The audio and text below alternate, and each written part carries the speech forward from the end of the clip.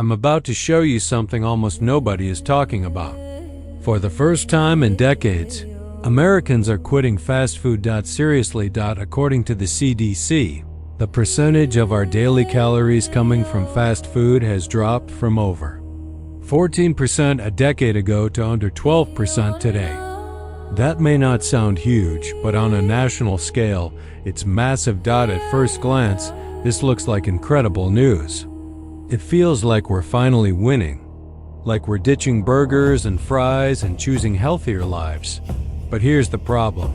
We're not getting healthier. In fact, what many Americans are eating now might actually be worse. We thought we escaped fast food, but we didn't escape the system. And once you see where our calories are really coming from, you'll realize we've been tricked. The numbers don't lie. Fast food consumption among American adults has dropped sharply, and even teenagers are eating less of it than before.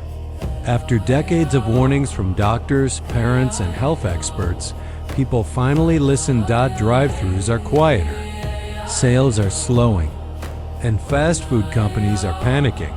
That's why you're seeing non-stop value wars, $5 meals, bigger portions, louder ads.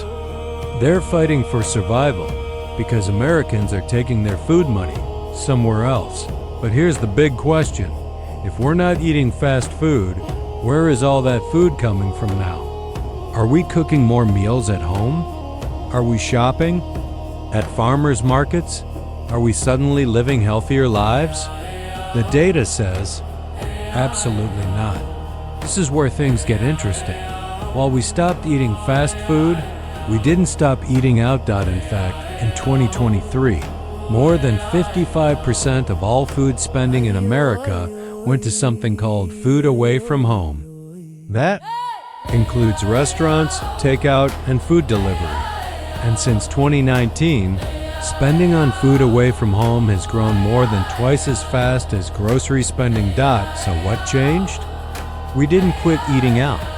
We just changed where we eat out. Fast casual restaurants, local takeout spots, food delivery apps on our phones, and it feels healthier, right? A burrito bowl feels better than a burger. Pad Thai feels more authentic than fries. A restaurant salad sounds healthy. But here's the uncomfortable truth. Restaurant meals, yes, even the healthy ones, are often loaded with more calories, more salt, and more unhealthy fats than anything you'd cook at home. Portions are massive. The oil is excessive. The butter is everywhere. Restaurants don't cook like you do. They cook to make food addictive. So while fast food lost its crown, restaurants quietly took its place. Same calories, same health risks, higher prices. Different logo. But it gets even sneakier. The other place our food money is going is the grocery store.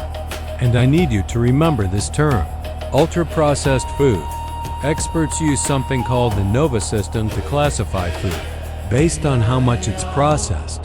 Unprocessed foods are simple fruits, vegetables, eggs, meat. Ultra-processed foods are different. They're industrial products made in factories, using ingredients you wouldn't recognize: emulsifiers, artificial flavors, stabilizers, and high fructose corn syrup. They are engineered to be cheap, convenient, and impossible to stop eating. And they are everywhere. That healthy frozen meal, that protein bar, that whole grain cereal, even plant-based burgers. Over half of all calories eaten by Americans now come from ultra-processed foods. For kids and teenagers, it's closer to 62%. So even when we think we're cooking at home, we're often just reheating.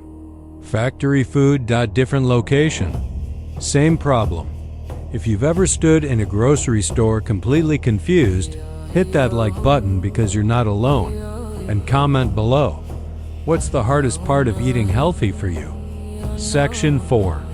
The cost problem: minus $4.40 to $5.40. So why is this happening? One word. Money. Healthy food is expensive. Studies show that getting 1,000 calories from fresh Healthy foods can cost more than double what you'd pay for the same calories from processed junk. If inflation is squeezing your budget, what are you choosing? Fresh spinach or frozen pizza? Berries or boxed snacks? People don't choose ultra-processed foods because they're better. They choose them because they're affordable, filling, and convenient. This pressure hits low-income families the hardest. For many households, following a government-recommended healthy diet would take up a huge chunk of their income. When you're just trying to survive, organic feels like a luxury. So here's the final score. We're eating less fast food, but our diets aren't improving. We traded one villain for two new ones: restaurant food and ultra-processed products, and the consequences are serious. Diets high in these foods are directly linked to obesity, heart disease, and chronic illness. But here's the good news. You can fight back. Start by reading ingredients. If the list is long and filled with words you wouldn't use in your kitchen, put it back. You don't need perfection. Just one small change. Cook one meal from scratch this week. Eat a real apple instead of an apple-flavored bar. That counts. Quitting fast food wasn't the victory we thought it was. The system adapted faster than we did. The real challenge isn't skipping the drive-thru, it's learning how to eat real food in a world designed to sell fake. And until healthy food is as cheap and easy as junk, an entire generation will pay the price.